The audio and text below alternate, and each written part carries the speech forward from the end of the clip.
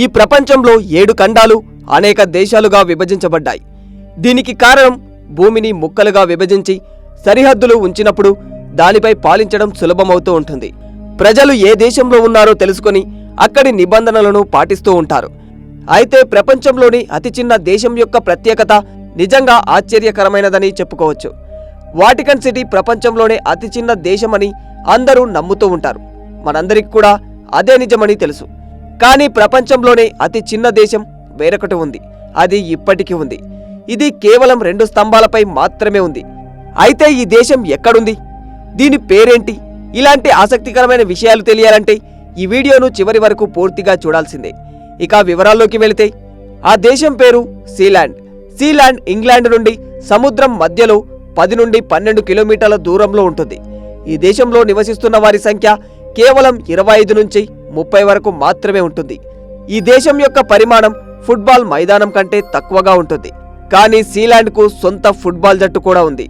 అంతేకాదు, దానికి స్వంత రాజ్యాంగం మరియు జెండా కూడా ఉంది. ప్రపంచంలోని అన్ని దేశాలు ఈ చిన్న దేశాన్ని ప్రత్యేకంగా గుర్తించాయి.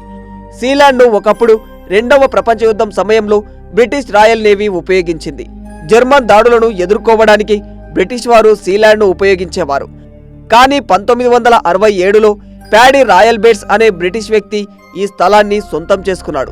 అతను ఇక్కడ చట్ట విరుద్ధంగా తన రేడియో స్టేషన్ను ప్రారంభించాడు. అయినప్పటికీ ఈ స్థలం సార్వభౌమ రాజ్యంగా క్లెయిమ్ చేయబడింది. ఇది రాచరికం ద్వారా పాలించబడుతూ ఉంటుంది. ఈ దేశపు ప్రస్తుత యువరాజు మైకేల్ బేట్స్.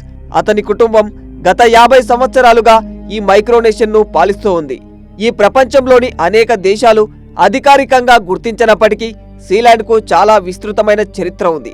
ఇది బందీ కేసులు, ప్రాదేశిక వివాదాలు మరియు హెలికాప్టర్ యుద్ధాల వంటి పరిస్థితులను ఎదుర్కొంది. ఈ దేశం సముద్రం మధ్యలో 2 స్తంభాలపై నిర్మించబడి ఉంటుంది.